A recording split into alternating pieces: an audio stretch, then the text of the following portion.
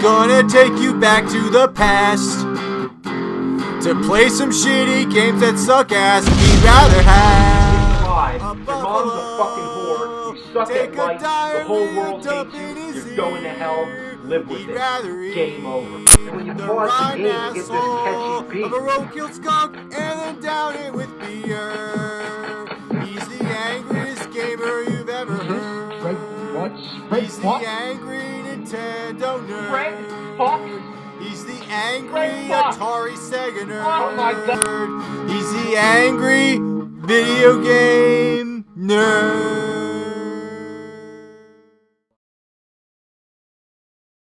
Wow.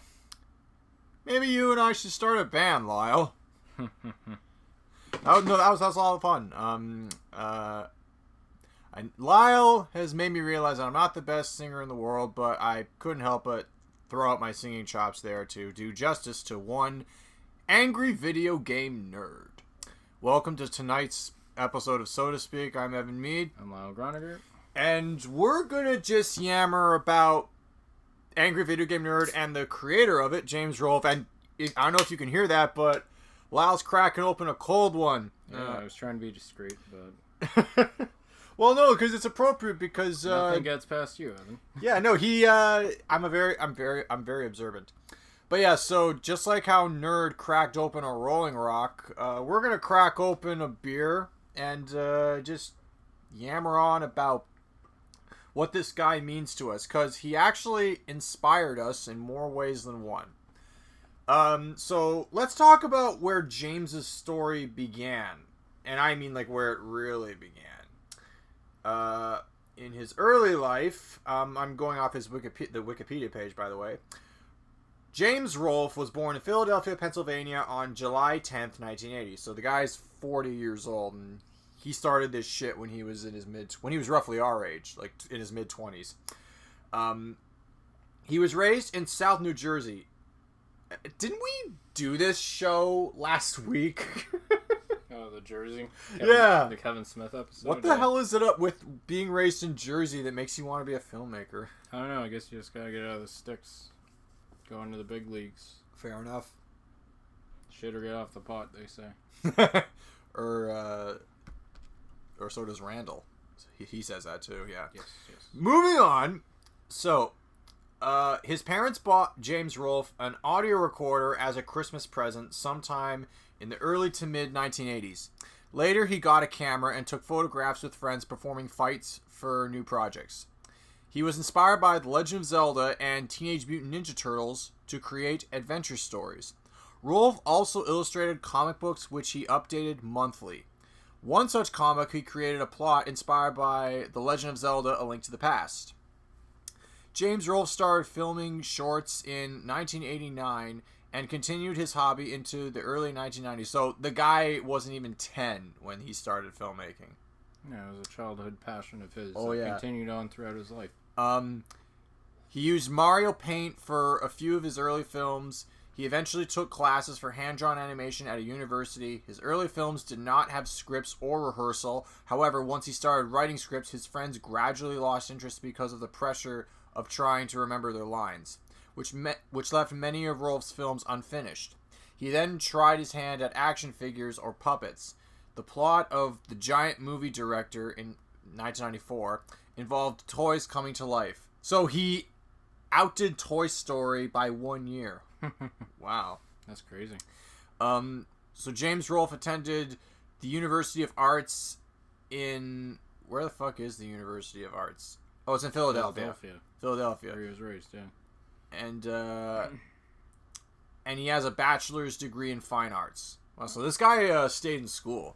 Yeah. You gotta hand it to him. Makes some fine fucking art there. Yeah. Talking about buffalo shit.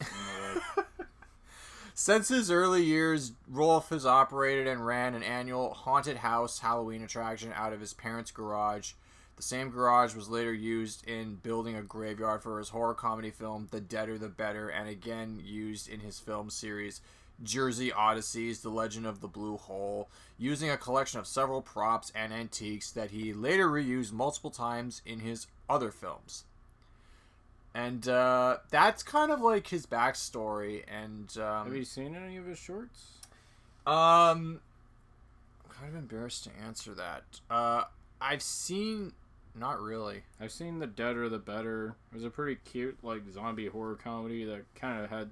It was kind of similar to Cemetery Man.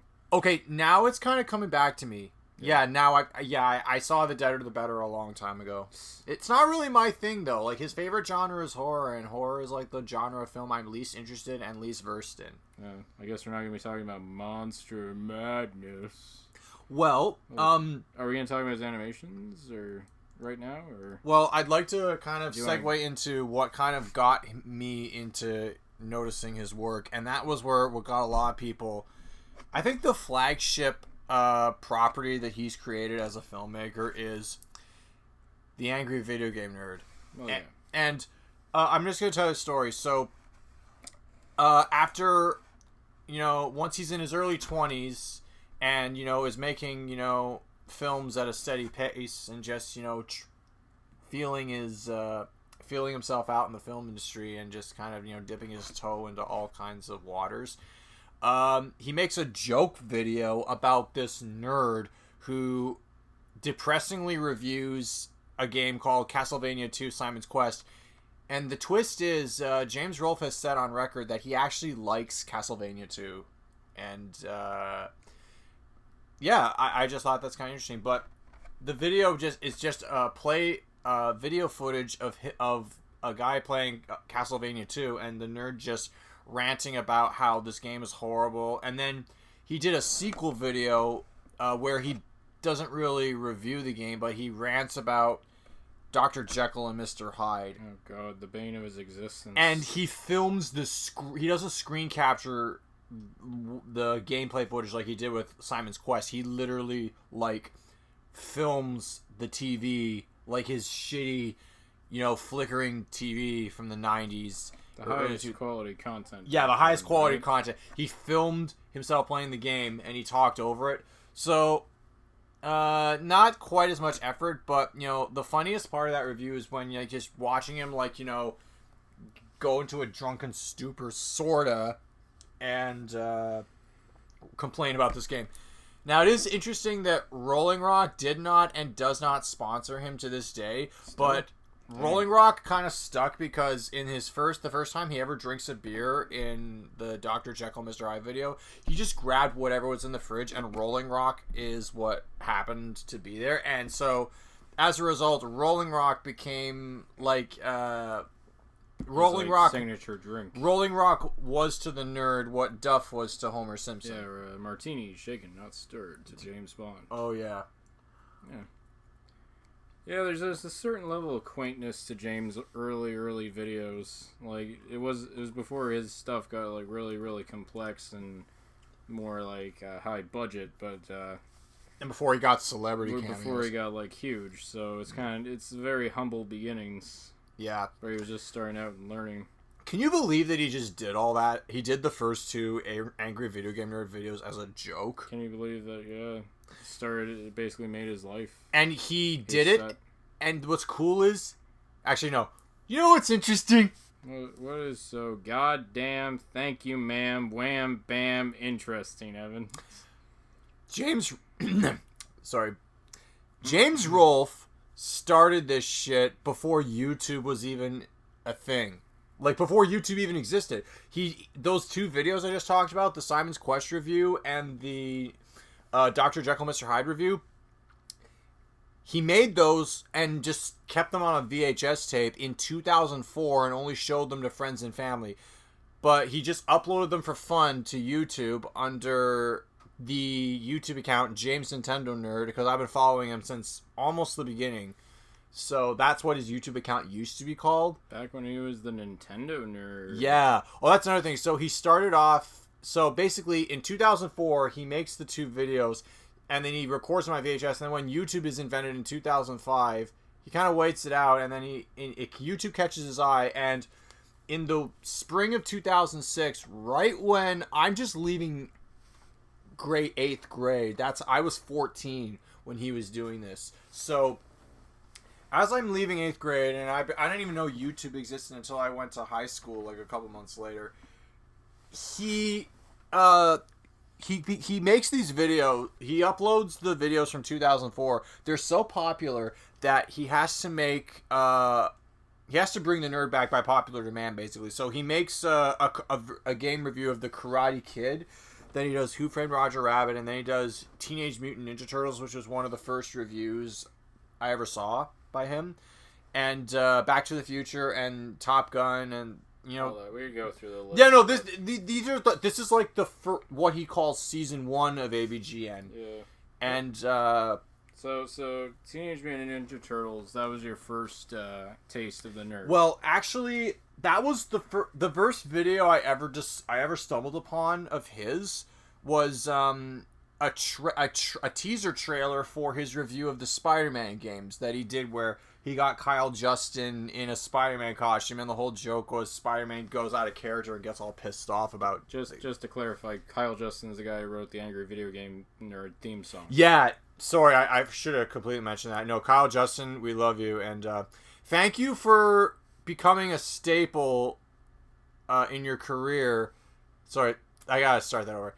Thank you for, making a highlight of your one of the highlights of your career, a song about feces and eating rotten assholes of dead animals. Downing it with beer. You're a fucking trooper, man. Anyway, so if I had to say what my first taste of the nerd was probably because I didn't start off with YouTube. I think I got YouTube around 2009. Like, I was like a really late bloomer with that kind of shit. But like the first video I specifically remember of James was the Power Glove episode. I love the Power Glove. It's so bad. And I mean bad. This thing is bad. Okay. Why do you need a glove? Actually, you know what?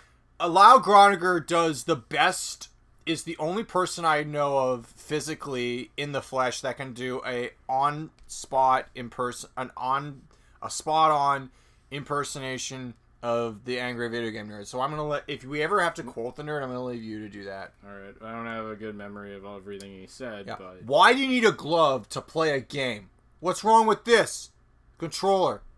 I don't know. I thought a controller was okay. Because a lot of James's gags are visual too, so we gotta keep that. So, well, it's a lot of alliteration. You discovered swearing. YouTube in 2009? I guess because you're younger than me, so that makes sense. I lived out in the country too, and I had shit internet connections. Oh, so that explains a lot. That was the problem. Oh, God. Those cable packages, man. Yeah. Anyways, so he started off with AVGN. He started getting popular. He started building a huge fan base. He was one of the early guys who started off huge with a character. And That's he was also kind of one of the first people to do reviews on YouTube. Yeah, because up until then, I mean, no one really was critiquing movies or video games, and then that spawned a whole whack of people who want to review media because they saw what James was doing, and he was a pioneer in the truest sense of a word. Channel awesome. Coming up next week. Seriously. Anyways, so I guess just aside, what are your top 3 favorite James videos from the AVGN series?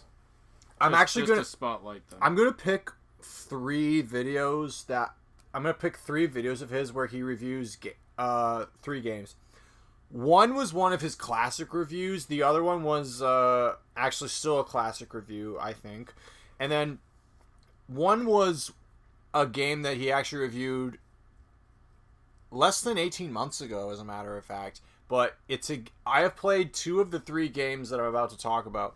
When he reviewed the Ninja Turtles game on NES, the first Ninja Turtles game on NES, I actually got really into it, and I played that game when I was 5 or 6 years old, and I never really saw that game as bad. I didn't know what differentiated a game, a good or a bad game at the time. So to me, I was just kind of going through the motions, but I gotta tell you, I had no clue how to play that game. All I did was just kind of slice enemies, and I could never get past the first level.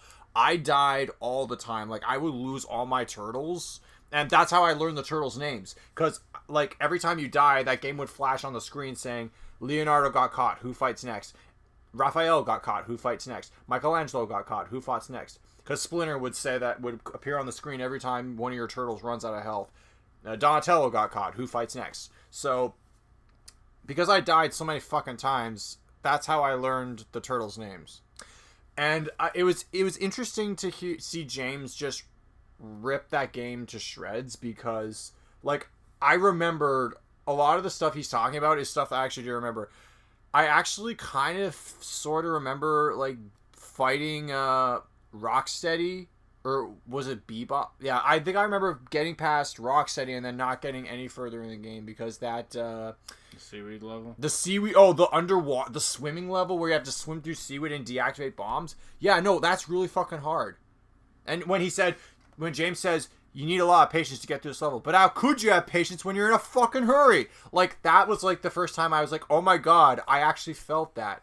Because as a 6-year-old me, could never get past that level. Yeah, I think I played that game and I thought it was ass. I revisited that game as a teenager and I'm like, yeah, no, this is really hard. Also, once you do get past the first level, the game isn't that interesting until you get to the last level where you have to fight the Technodrome. And then it's ball-breaking hard. What about your other two?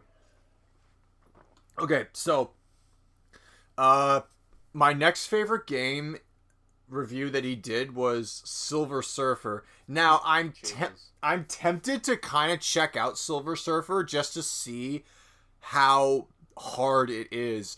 Because I can see... James Rolfe, honestly, the nerd, isn't that good of a gamer. Like, he's got very large and clumsy hands. No offense, James, if you're listening. But, like, he dies so often in a game, and he dies at parts where, like, you wouldn't expect him to die. Maybe that's just because I have kind of more agile hands, and I'm slightly more focused. But, even, like, I'm not the best gamer in the world by any stretch of the imagination. Like, but... unfortunately, like, yeah, no, he's got very large hands, so he never gets too far in any of the games he plays unless he, like, uses a Game Genie sometimes. So when I see him play Silver Surfer, I kind of am tempted to kind of check that game out to see, like, how bad it is. And that's the beauty of Angry Video Game Nerd. He calls attention to these games, and people go play them just to see if they like them or not. Now, are there any video games he's reviewed that you actually liked? Yeah, to be honest, I gave a few of them a try. I really kind of like Jaws on NES. That's a guilty pleasure of mine. I should know, because you play that every time we crank up the NES. Yeah, it's a quick... in our apartment. It's a quick game. You can be in 10 minutes. It's a little grindy, but so are most games nowadays, so... And it has, like, a satisfying end screen that I like to listen to. That's no exaggeration, folks. You literally can beat the Jaws game in 10 fucking minutes. Yeah, or less, depending on how good you are. I remember I also tried Fester's Quest.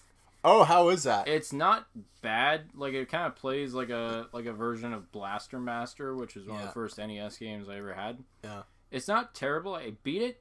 It can be a little tricky sometimes. I think if you just know what you're doing with the items and stuff, if you know where to go, it's definitely a game I'd recommend with a walkthrough, like most NES games. But like, I had a little bit of fun with Fester's Quest. I felt good after beating that one. Yeah. I also tried Mylon's Secret Castle. That game was frustrating as hell. Yeah. Which is surprising because it looks so cute. And then I also remember I did try out Castlevania 2, and I didn't like it. And I think that was more based on what James was telling me about the game.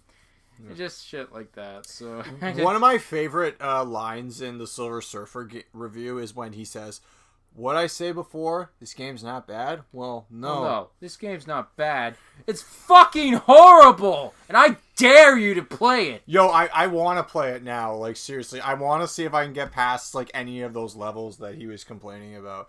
Okay, so the third game that he reviewed that I have played... I haven't played Silver Surfer, but I have played this game.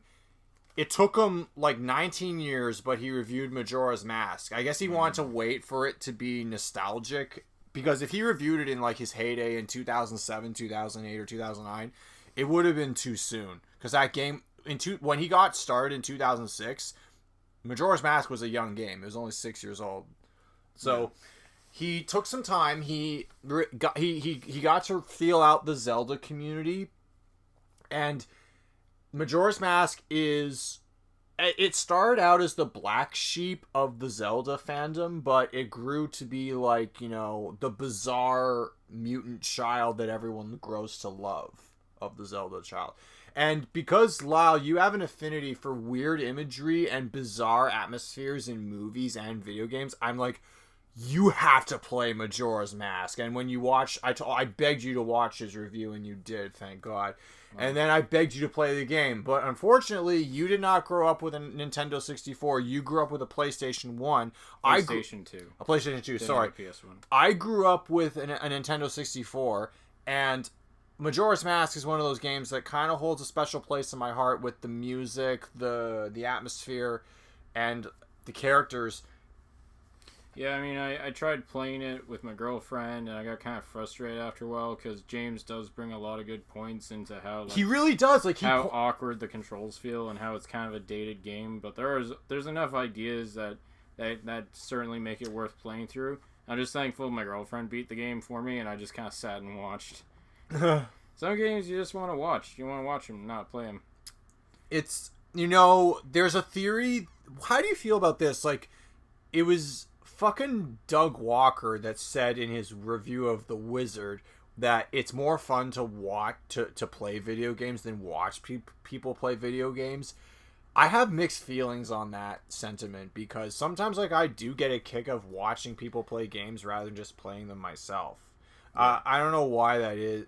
Maybe it's... I mean, look at the Let's Player community. Yeah, there's an audience out there. Twitch exists for a fucking reason. People like to watch people either be really good or really shitty at video games. Yeah, that's the way it's always been. Oh, I'm not. This isn't an official pick, but remember how in his review of Dragon's Lair, he says this game is like a cruel joke you can pull on your friends. Like, hey, you want to play a game? Here you go, you fuckers. And I actually, you had an NES emulator pack game. Yeah, and you had me play that. And I'm like, hey, you want to check out Dragon's Lair just for shits and giggles? Yeah, I hate that first stage. It's broken. It doesn't want to play. It's so horrible. I did try I remember I played Bugs Bunny Crazy Castle. Crazy Castle's not bad. I actually kind of like that game. I took the controller for a minute and I played that. Crazy Castle actually is pretty fun. No, I beat the game too. Oh, wow. I was like, yay. So it's nice when I can beat talk a about game. Your 3 picks that you picked for nerd reviews. Yeah, I got one. Yeah, it's just nice when I beat a game that James played, because it's like, yeah, I'm on the same level as the nerd now. Yeah, awesome. I had that experience. I also remember you had on the same NES emulator pack.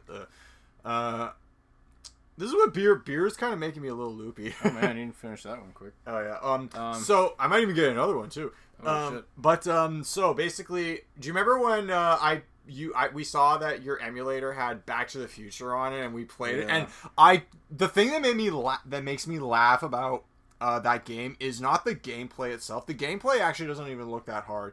It's the fucking music. It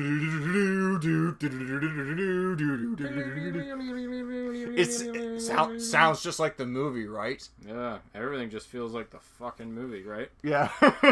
Yeah, so if I had to pick my 3 favorite episodes, I love his review of Action 52. Yeah. It's like a 30-minute just breakdown of what happens when you give a bunch of college kid designers free reign to make the most basic, generic, crummy games on the NES. Isn't that where half of them are space games? Yeah, most of them are shooter games. Most of them aren't well programmed.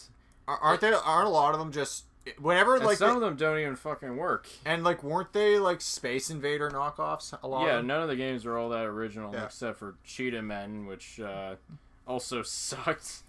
I love the reaction he has. He's playing a game called Meong. It's like some stupid trial and error game. He goes boop boop boop, and James just stand of God. This is my favorite reaction from him. He just goes, "What the fuck? You're a square going through other squares, trying not to blow up. Yeah. Fuck this game." And that's the whole review. He's just playing a bunch of shitty generic games. And the second one I'll pick. I really loved his review of the Home Alone games. I like the one he did with the Home Alone 2 at the end, where it's like, all my life I've been playing shitty fucking games, as I hate shitty fucking games. Is that the game? Was that the shitty Christmas special where he collaborates with Captain S and he can't swear in that video? No, he was with Handsome Tom. That was the one before the Shaq Fu review. Oh. He's like, I hate shitty fucking games. I hate shitty fucking Christmas, because shitty fucking Christmas means more shitty fucking games. Is that the That's the Christmas. That's the Christmas Carol parody. Christmas Carol parody of the Home Alone 2 game. But like when he came back and did more Home Alone games, I don't know how, but he managed to get Macaulay Culkin in his review, and I smiled like a bastard when I saw the two of them together. That was so awesome. Because like Macaulay Culkin, he was kind of going through a renaissance like a few years ago, where he would just show up inexplicably in like YouTube channels. Like the most notable one for me was like Red Letter Media. He collaborated a lot with those guys. Yeah. I mean, YouTubers reached an age where they can now get celebrities to star in their video. Well, they practically are celebrities at this point. Well, I mean, Macaulay Culkin was one of the biggest child stars of the 80s and 90s, so... He's not too busy these days, but I'm glad he's at least looking better and doing better. One of the funniest now that we're slightly like off topic, but we're talking about celebrity cameos, talk about Gilbert Gottfried. Gilbert Gottfried, like, oh, that's disgusting. You call this disgusting? Coming from the guy who talks about buffalo shits in his basement? Oh! Only at Fucko-land! I can't take it anymore! I was the parrot from Aladdin!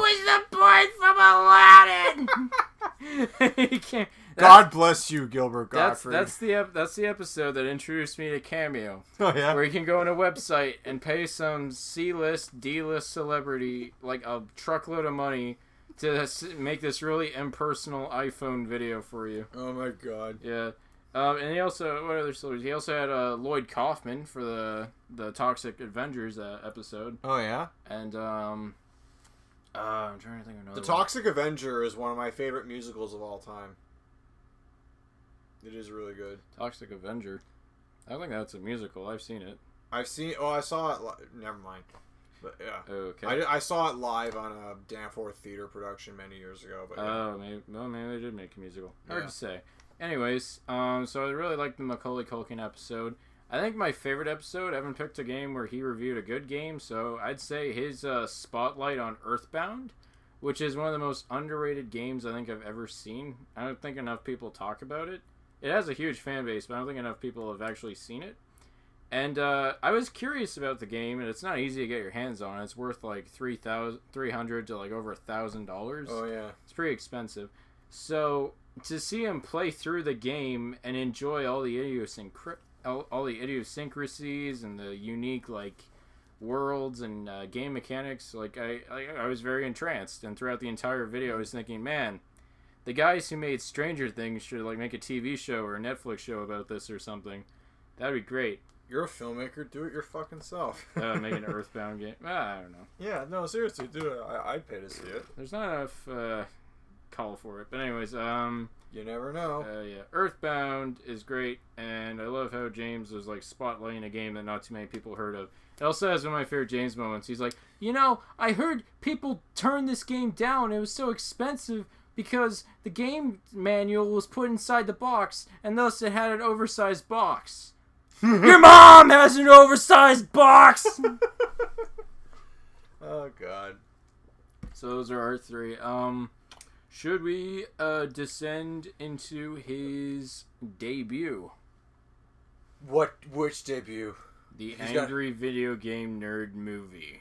Well, before that, like, it's worth mentioning that he is a cinephile by nature, and whenever he reviews a game that's based off of a movie, he incorporates quotes from the movie and will even like mimic scenes from the movie. The first time he did this was the Friday the 13th Halloween special. Oh, that was a good episode. I also like the Nightmare on Elm Street one, the Halloween You're one. You're a fucking nerd. The Texas you Chainsaw Massacre.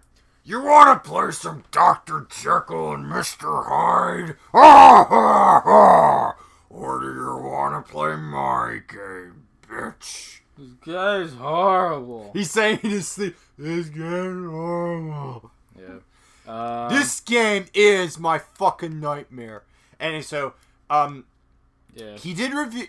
He actually tried to branch out into something called Angry Movie Nerd, where, as the nerd, he reviewed Teenage Mutant Ninja Turtles 3, and because that review actually got taken down from YouTube for violating the content usage rules, where, you know, too excessive swearing, that's when it clued into him that, oh shit, my videos are going to be all deleted from YouTube eventually because I swear a fuck of a lot. So I'm going to migrate over to screwattack.com and gametrailers.com.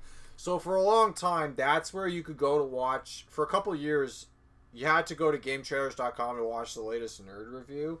Yeah, and screwattack.com as well. Yeah. But I remember watching the Ninja Turtles 3 review and just being real. It made me want to go back to watch the Turtles trilogy over again, because I saw the Turtles trilogy when I was at a friend's house when I was really young, but I didn't really remember it too well, and seeing him talk about those movies again made me want to go back and watch it.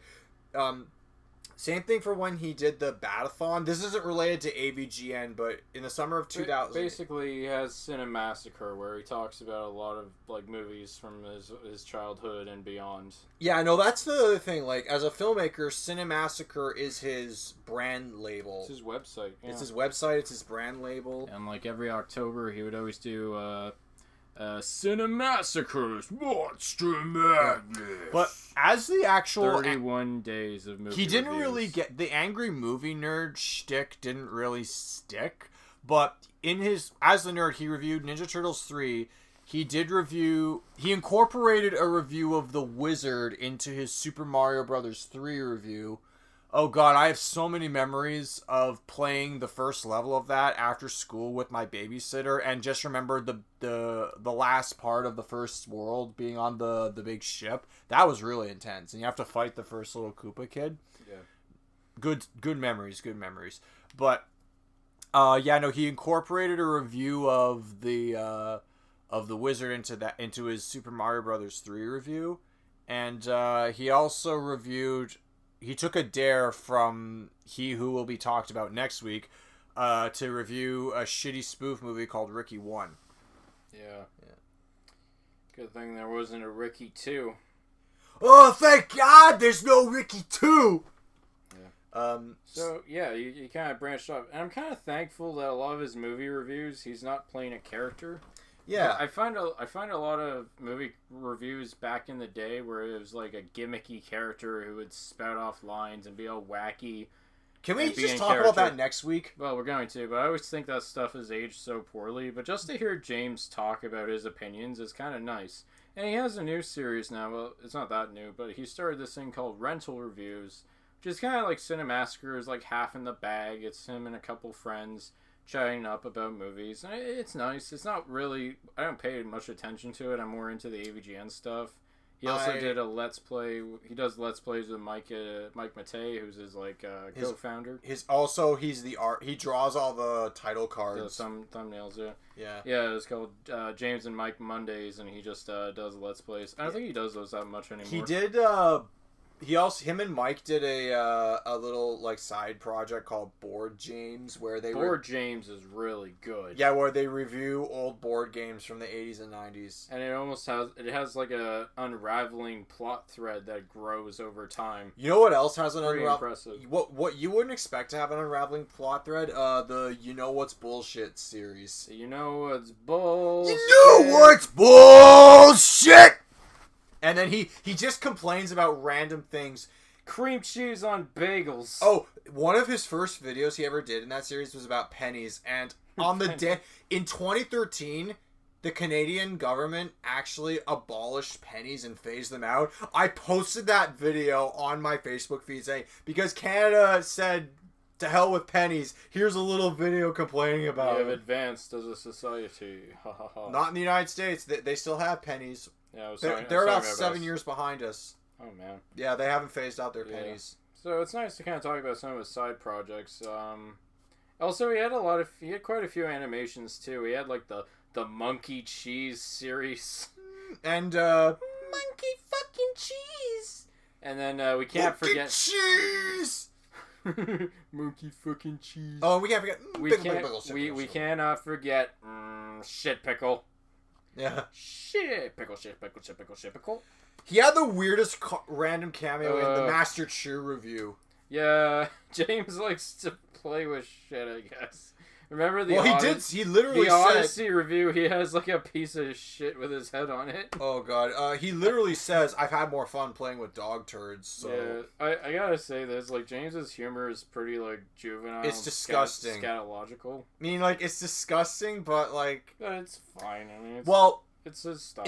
By the way, every other YouTuber, like, back then would also delve into the same, like, Tourette's guy? No, the pinnacle of complaining about media in the mid-2000s on YouTube was saying, what a piece of shit! This game's a piece of shit. This movie's a piece of shit. This comic's a piece of shit. This person's a piece of shit. Like, compare it to poo, and that's all you...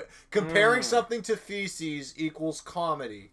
That is some tasty criticism right there. Yeah. So should we move on to you want to talk about Angry Video Game Nerd the movie? Yeah. He actually had this in the works for a long fucking time. Yeah. And I remember reading blog posts about it from him as early as fall of 2009. So it took him like 3 or 4 years to actually get to camera on that thing. And then when it did come, it was a big fucking deal. Yeah. And then we saw the movie and we, honest to God, thought it was okay. Yeah, I mean, I was a little disappointed, but it was nice to see James get his Kickstarter funds. We got his project underway. Got some names. I love it because that is a crowdfunding legend. That's a crowdfunding success story, and there aren't too many of those in this industry. The only one I can think of, the only other one I can think of is like Super Troopers 2 or something like that. You actually are we're a crowdfunding success story because the latest movie we just worked on. Yep. Was a crowdfunding success story. Yeah. So, I don't know. I only saw it once. I don't remember much about it. I know for a guy who calls himself the Angry Video Game Nerd, James isn't really that angry throughout most of it. Well, I actually wanted to ask you, what's the angriest you've ever seen him in a review? Where, like... I would probably say Dick Tracy. You took the words right out of my mouth. Dick Tracy's like, he's playing this fucking shit game where you have to do the whole thing without dying or game over. There's no continues. No continues. Like, why are there no continues? Why are there no continues? Why? And then he grabs the fucking pillow and is like, That's one of the few times where I actually was like, are you okay? Are you okay, James? Yeah. I don't think you are. I think you need to take a break. Yeah. But, that's definitely... I'm glad we both agree on that. Well, I mean, like, going back to the Angry Video Game Nerd movie, the production value is actually extremely admirable. Like, for the budget he had and the resources he had, like, he made a fucking movie. Yeah. It's awesome. I mean, it's better than a lot of other YouTube movies out there, like Fred the Movie, or the Smosh movie. Or Whitest Kids You Know, Miss March. Yeah, well, at least that feels like less... At least it feels like a movie. It's not good. It's just a shitty movie. They got Hugh Hefner and Craig Robinson, and... Yeah. Yeah, I don't know. There's not too much to say about the... Do you think James has kind of gotten less angry over the years? I mean... I would say yes, and I would say no. Well, he is a dad, and he's a dad now. Yeah. He's a dad, and he is a married man. So he doesn't have. In a way, he has more time on his hands than he did because when he first started making nerd reviews, I remember there was a time where he could only crank out one every couple of weeks. Then they went from one video every couple of weeks to one video a week, and then he took a break, and then. Like, his Cinemasker brand label has just been cranking out something on a weekly basis I gotta say, for over 10 years. He doesn't upload on a regular basis all that much. Like, an AVGN video, maybe 1 or 2 will come out a month. Well, they take a long-ass time to make. Now they do, yeah. He's putting a hell of a lot of effort in also, each one of them. He wasn't being paid. People started paying him to make those videos, so he could quit his full-time job and just make YouTubing his career. Man, ain't that the dream. Indeed. I wish I could do that. We'll get there someday. You will get there someday. But yeah, no, the whole idea with, being a YouTuber, he kind of was like the original, like, YouTuber's dream come true, where someone comes along, pays you to make content, and they sponsor you, and then, the rest is history. Yeah, I gotta say, like, for such an early YouTuber, a guy who started in, like, the late 2000s, James's content has held up remarkably well. Yeah. Because, like, a lot of guys around that time, like Ray William Johnson or Shane Dawson or, like... Irate Gamer. I don't know, Nesion and stuff. Like, they kind of fell away. Yeah, they or, really like, did. embarrassed themselves or stuff like that and just kind of became, like, a shameful reminder. But then it's, like, with James, he's always had, like, a very, very humble personality, and I always appreciated that about him. Yeah. It's amazing. The fact that he's able to stay pretty far away from most YouTube drama, especially nowadays, is astounding. Oh, God. I guess that's our segue to a few things that he's gotten in trouble for. Yeah. Pretty minor in the long run, but it's worth it didn't cancel him, or it didn't derail his career by any means. Like, well, he's a huge Ghostbusters fan, and when the new movie in 2016 came out, he went on record saying, "I'm not going to see it, not because I don't think they should be played by women. I think that's fine, but because it doesn't do any justice to the source material." And then the media kind of took to the whole, this is what a man-child in his basement sounds like when they complain about Ghostbusters. James wasn't one of those angry commenters in this comment section of the trailer writing nasty incel shit about women. Yeah. Or just like, and he was just like doing what most of us said. Also, it's worth mentioning that his wife is very, very woke, quote unquote. I was gonna say, because like in the AVGN movie, she has James like, can you put a lady character and a black character in the movie and not have your two friends? lady characters, McButter and that girl. The villain. Yeah. But like, yeah, can you not have it be such a sausage fest? And James kind of had to comply. But then I'm thinking like about the Ghostbusters thing. Yeah, he wasn't even like all that angry or anything. He is very rational, and he just did what most of us Patton said. fucking Oswald tried to pick a fight with Patton him. Oswald commented down below and made a tweet. I think he later deleted the tweet. I think his wife passed away around that time, so yeah, he wasn't in the best of strides. Yeah. So yeah, I'm sorry to hear that. I didn't know Patton Oswalt lost his wife at the time. Yeah, around that time. Yeah, that was probably the biggest debacle he had, and overall, like, he didn't really face a lot of consequences for it. Mostly everyone was on his side. That's kind of... Well... Because all he said was, I don't want to see a movie. Well, and then the movie got completely panned and it bombed, and... Yes, and nobody gives a shit, so... And even the most progressive... Some of the most progressive people I know are like, yeah, it's not... I like the fact that the female Ghostbusters, but it's not funny. Yeah. That's the most acceptable criticism anyone can have. Yeah. Another thing he had was a lot of imitators. Oh, The most egregious one being the irate gamer. I remember he reviewed Jaws years before AVGN reviewed it. Hi, I'm Chris Bors, and I just want to say this game is a shitload of crap. When I'm playing the game, I never understand why the hell it's so difficult. I mean, come on, what the fuck's going on here? Oh my God. I want to play the game and win. You know, it's not like the game is bad. It's just horrible. Jeez, who said that? As a matter of fact, it is a shitload of fuck. Who the fuck said that? What a load of crap. Yeah, Chris Bors. Well, what the fuck happened to him? He's still out there, actually. He's not... I think he's still doing reviews. He does other things. He reviews, like, 80s culture and stuff. He's still making content. He actually collaborated with James not too long ago. Seriously? And, yeah, it was almost... Well, because back in the day, like... James didn't have anything positive to say about him. No. I remember James was at a con and people asked about Irate Gamer and James, like, dissed him in the most, like, passive-aggressive way possible. Yeah, he was just like, he doesn't acknowledge me, so I want to acknowledge him, or something along those lines. Yeah. Yeah. And then, speaking of feuds, there was a feud between him and Doug Walker, the nostalgia critic. I feel like we're going to have to get into whose idea was that? Because I feel like it was that guy at the time. It was that guy with the glasses.com's idea, because they saw how popular James Rolfe at Cinemassacre was, and they kind of wanted to do a crossover.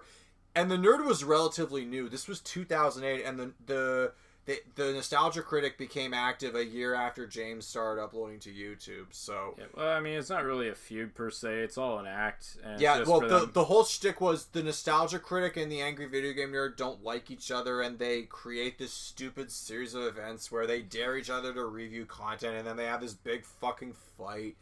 And it was funny as hell to see James and him fight in his basement, though. Yeah, I know. Smashing people in boxes. Well, you gotta hand it to Doug, because he drove from Chicago to Philadelphia to do all that. So, but hey, when you're getting paid to make videos, gotta make content. Yeah.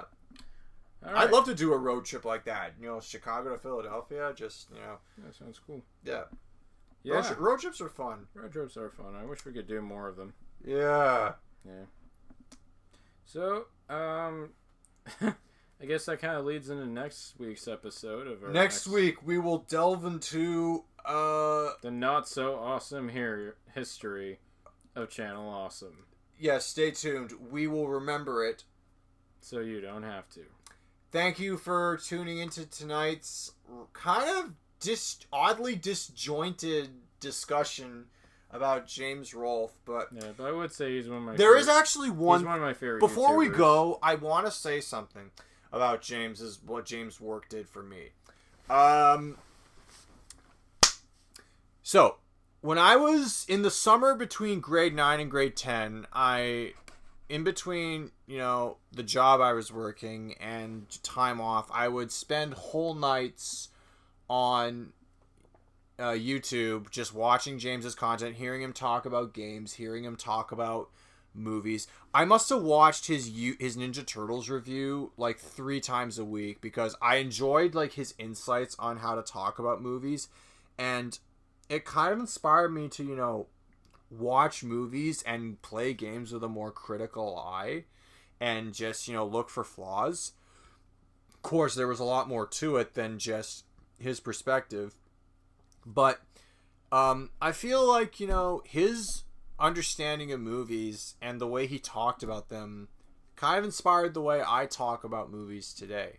So I just want to give a shout out to that before we kind of wrap this up. Well, it's interesting because while James inspired your views on movies, as he did as well with me, he actually kind of expanded my view on like retro gaming and collecting. Oh, I myself have quite a collection of NES games and Super Nintendo and N64, and he kind of opened my eyes to a lot of the fun you can have with really old game systems and kind of the joys of the 8-bit era. Yeah.